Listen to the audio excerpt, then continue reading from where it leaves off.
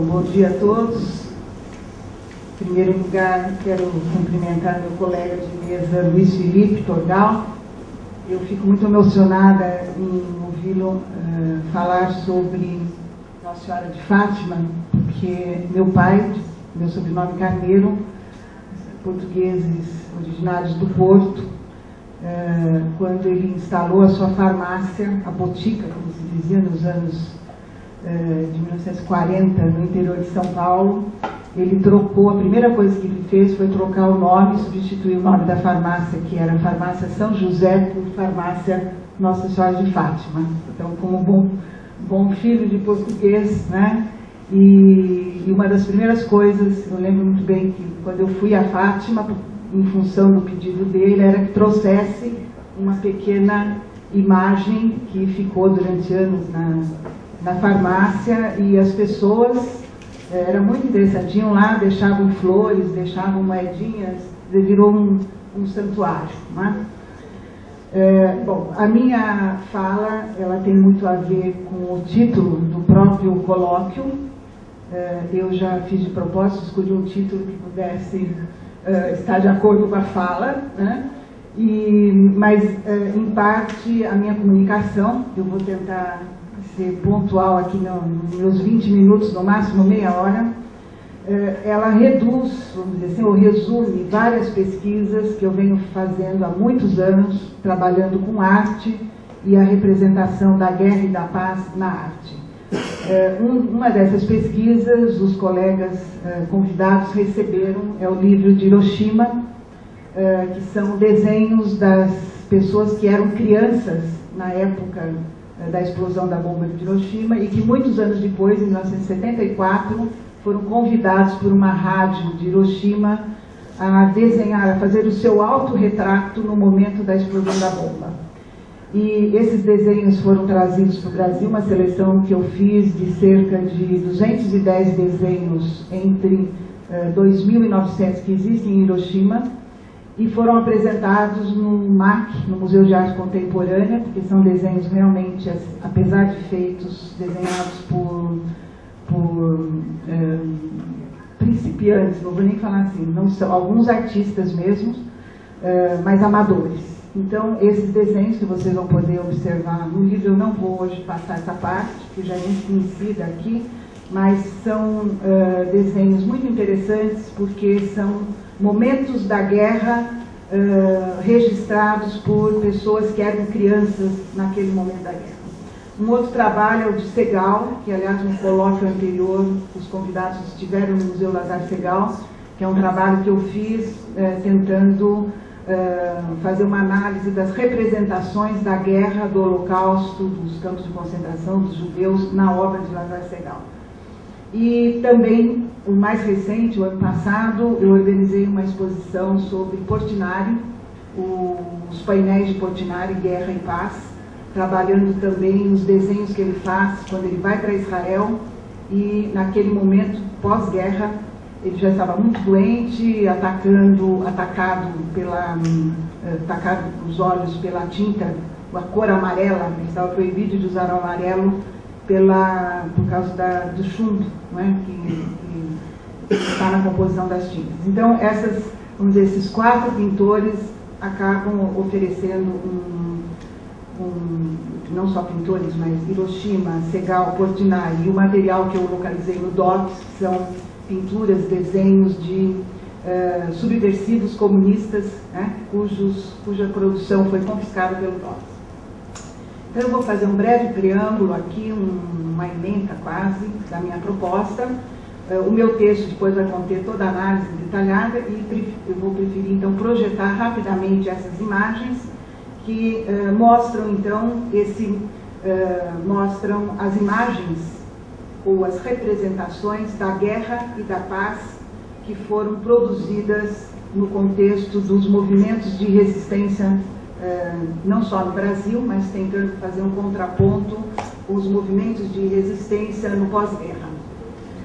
O tema é um tema, então, um momentinho só, eu só ler aqui, depois agora eu parar para o tema, então, é um tema dicotômico, guerra e paz, né? Eu acho muito oportuno para reavaliarmos as políticas de Estado promotoras da intolerância no seu sentido mais amplo. Além deste aspecto, o tema, eu sempre trabalho no duo dicotômico, ele permite reconstituir os discursos das frentes de resistência artística e política com ênfase no período entre guerras e no pós-Segunda Guerra, quando o mundo ainda estava sob o impacto das atrocidades cometidas pelos nazistas. Interessa-me, então, ver como esses artistas renomados, eles imaginaram, a partir de uma realidade, tempos de paz e tempos de guerra vivenciados por eles. Através da dicotomia guerra e paz, é possível resgatar um estado de espírito, um estado de coisas, cuja função descritiva permite desvendar as tramas recorrentes das relações internacionais, assinaladas pela constância da luta e do combate.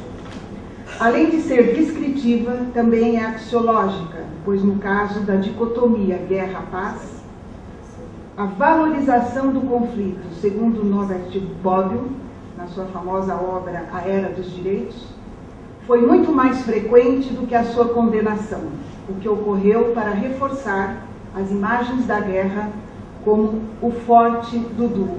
Então existem muito mais imagens da guerra do que da paz.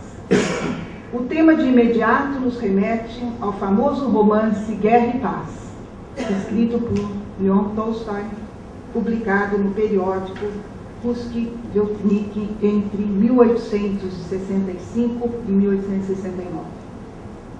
Apesar de não inscrever-se no período escolhido para essa nossa análise, devo confessar que esse romance, Leituras da Minha Juventude, inspirou-me a pensar o título não só para esse colóquio, mas também para a minha comunicação.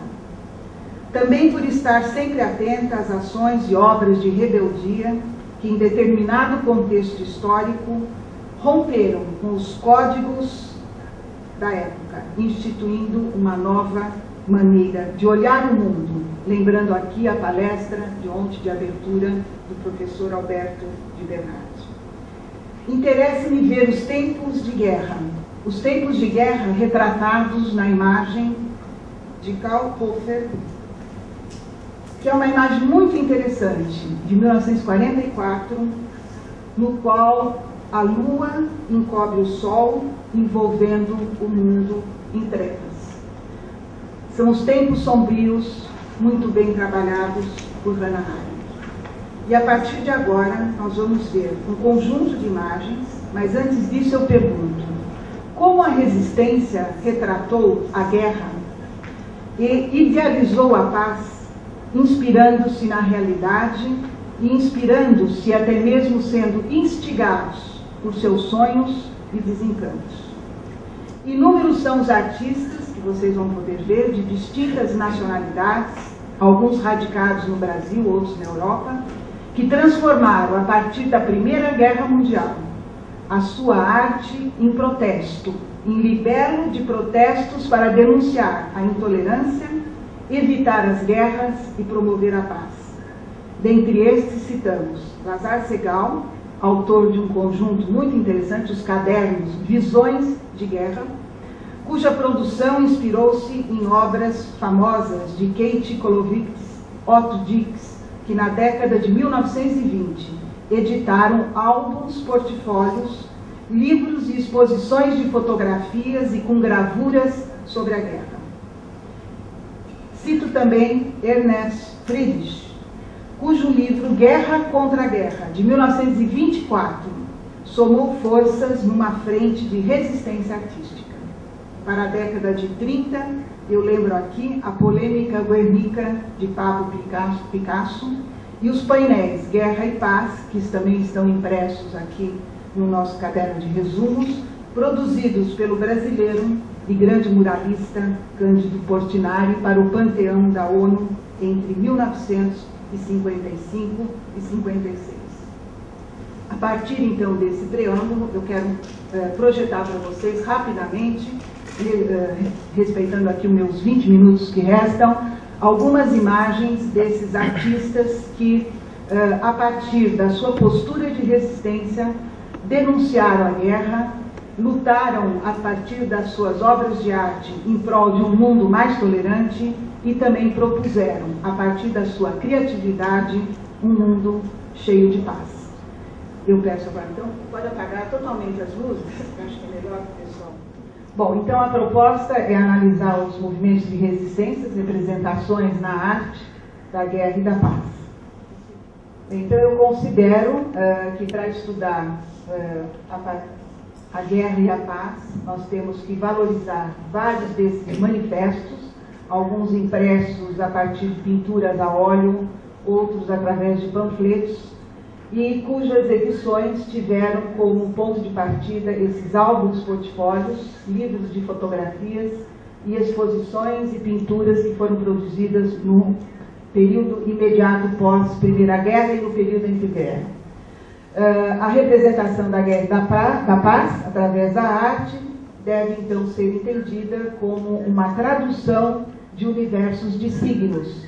Vocês vão perceber pelas várias obras as opções, por exemplo, pela mulher chorando, pela mãe desesperada, ou então pelos cavalos em movimentos, pelos tanques de guerra, pelos homens que estão mutilados, né, e que vão retratar as formas diferentes de olhar a guerra e também de pensar essa paz.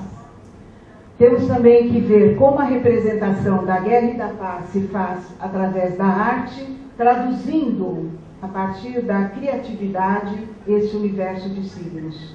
Nós vamos poder também identificar os traumas coletivos e os traumas individuais, as próprias histórias de vida, como é o caso dos desenhos de Hiroshima. As expressões alegóricas, Portinari vai usar e vai se valer muito das alegorias, a violência, a fraqueza, a dignidade, o combate, o heroísmo, a humilhação. São personagens que vão ser escolhidos, são cenas, são gestos para explicar a postura de rebeldia desse próprio artista diante do que acontece em tempos de guerra.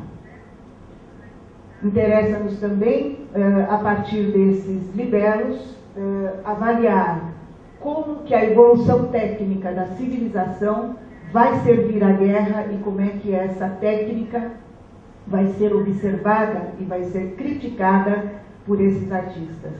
No final, nós vamos ver que há uma crítica ferrenha, uma crítica contundente, criticando principalmente a Alemanha nazista no uso que ela faz das câmaras de gás, por exemplo, mostrando que isso é um retrocesso para a civilização que optou, então, por práticas genocidas.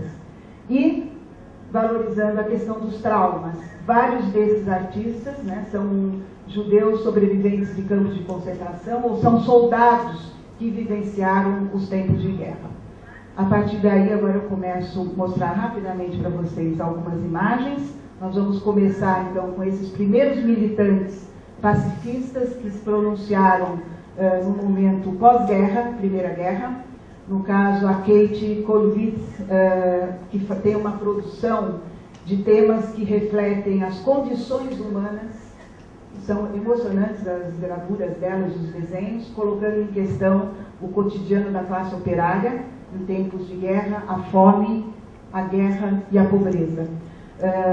Essa artista, no momento do nazismo, ela vai ter várias das suas obras confiscadas como arte degenerada.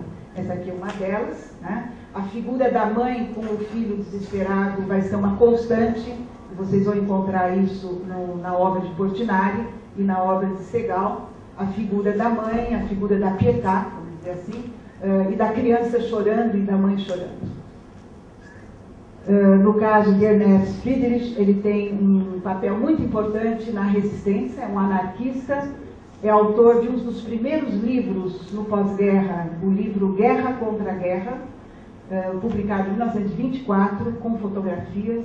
Posteriormente, ele tem uma trajetória muito interessante, ele vai fundar o Museu Paz Berlim, com todo esse material coletado, são fotografias de soldados mutilados, e consegue fugir, ele tem uma trajetória, ele foge da Alemanha, vai para a Bélgica, cria um segundo museu da guerra e depois junta-se com a resistência francesa, onde posteriormente ele ainda sobrevive, né, vindo a morrer somente em 1967.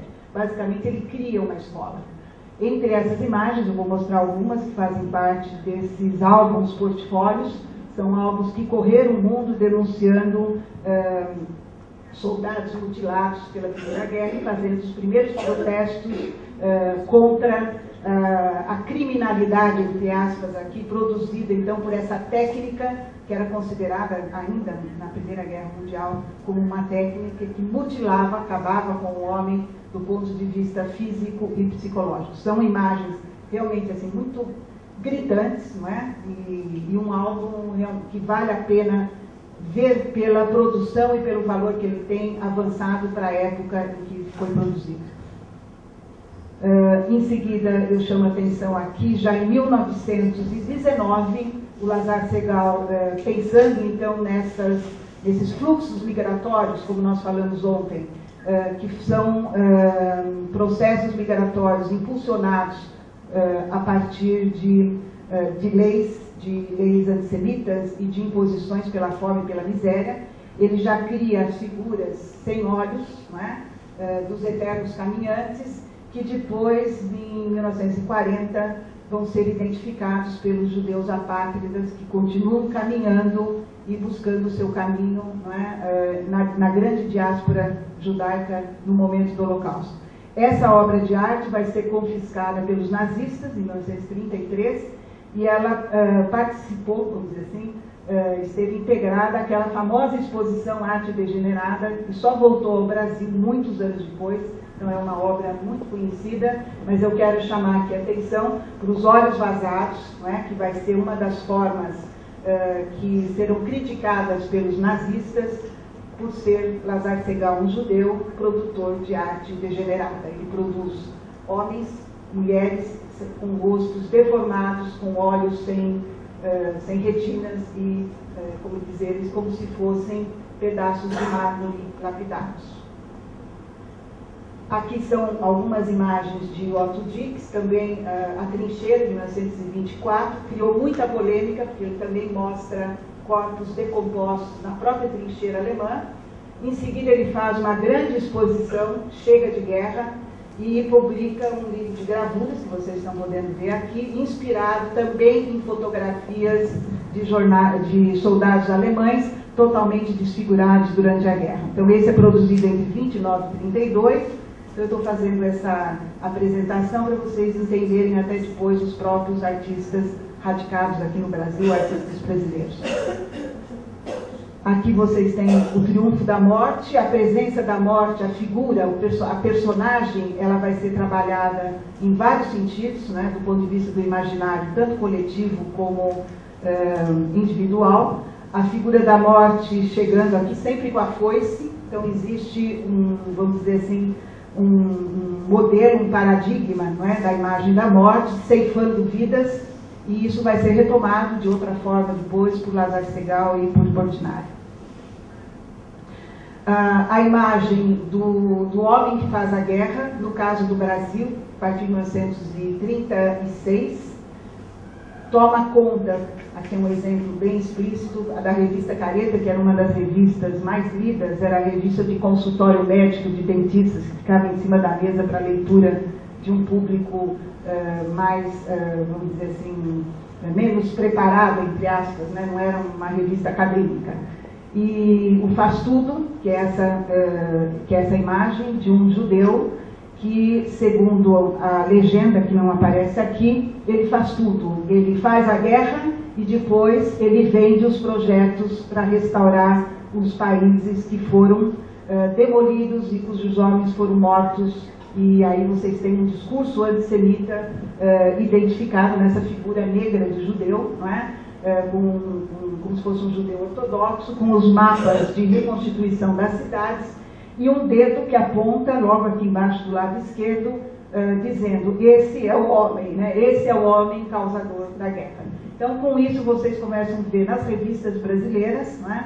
Também o tema da guerra, que depois vai se ampliar para a Guerra Civil Espanhola. As charges são muito ricas, eu não vou entrar nesse detalhe, mas a partir daí vocês têm outras imagens. A partir de 1937, Pablo Picasso, então Guernica, vai servir de inspiração para Portinari, que numa das suas visitas a Paris vai estar em contato com essa imagem, e vocês vão ver que muitas dessas figuras, não é? O sol, a luz representada pela lâmpada, a figura do touro, a figura da mulher que está do lado esquerdo com uma criança, e isso vai ser depois retomado por Portinari numa espécie de mulher chorando, que são cerca de 16 imagens de mulheres chorando que compõem o painel Guerra de Portinari. Então, há alguns elementos que mostram que Portinari, no momento que vê Guernica, ele fica muito impressionado com essas figuras, e a partir daí vocês vão poder ver, em termos de cor e personagem, uma apropriação, né, da temática da guerra nas obras de Portinari. Aqui eu queria chamar a atenção para uma refugiada casada com um grande Asparzenes, que é um húngaro judeu que veio do Brasil fugindo do nazismo. Ela casa-se com ele em 1930, ainda na Europa, visita Paris, vai para a Tchecoslováquia. Ela tem toda uma vida, vamos dizer, muito ativa enquanto produtora de uma obra de resistência, e somada à postura de Asparzenes, então é um judeu. Eles vêm para o Brasil, ela é de origem portuguesa, Maria Helena Vieira da Silva. Ela vai criar uma espécie de mosaicos, trabalhando muito com a ideia do xadrez, de que a guerra é realmente um jogo de xadrez. Nós temos uma produção muito intensa no momento em que esse casal fica aqui no Brasil, morando no Rio de Janeiro. Mostro aqui uma das imagens da guerra, realmente é um mosaico de cores que retrata o caos da guerra, e em seguida vocês vão ver o jogo de xadrez, onde de cada lado da mesa vocês encontram duas pessoas jogando diluídas no meio das cores desse mosaico. Não sei se dá para vocês perceberem, né? Aqui tem o rosto de uma mulher e lá do outro lado o rosto de um homem. Então é realmente um jogo, né? Ela trabalha muito com as pedras do xadrez e o próprio quadriculado do xadrez. Então isso mostra como esses artistas refugiados têm uma produção enorme. Isso está sendo recuperado pelo nosso projeto aqui, o Arte Shoah, dos refugiados judeus artísticos que trabalharam o tema da guerra e da paz. Apenas um exemplo para vocês. Depois Lazar Segal, no caderno Visões de Guerra. É muito interessante essa ideia das visões, né?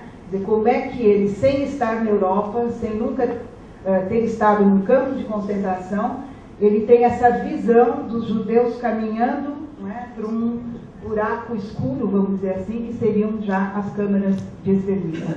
As figuras dele, eu queria agora ressaltar, retomando aquele primeiro quadro dos caminhantes, são rostos sem olhos, sempre, e sem boca, né? Então são pessoas, ele tenta mostrar isso, que naquele momento passam vamos dizer assim, por uma situação difícil, estando entre a morte e a vida. Então esse caderno Visões de Guerra foi analisado pelo professor Celso Laffer, num livro que nós publicamos juntos, trabalhando essas visões de guerra por Portinari enquanto libelo, enquanto protesto a partir do Brasil com relação àquilo que acontecia na Europa. Outra imagem de Segal, desse caderno de guerra, é muito interessante, já um campo de concentração, a figura novamente da mãe com uma criança, né, já bastante, vamos dizer assim, raquítica, né, vamos dizer, já com situações esqueléticas, né, do próprio físico desses judeus. Então, essa visão de guerra faz parte então, do próprio imaginário de Segal, e como é que ele vai trabalhando, né, e imaginando até que ele culmina, não está aqui, com uma pomba segurada então por duas mãos, que é a representação que ele faz da paz.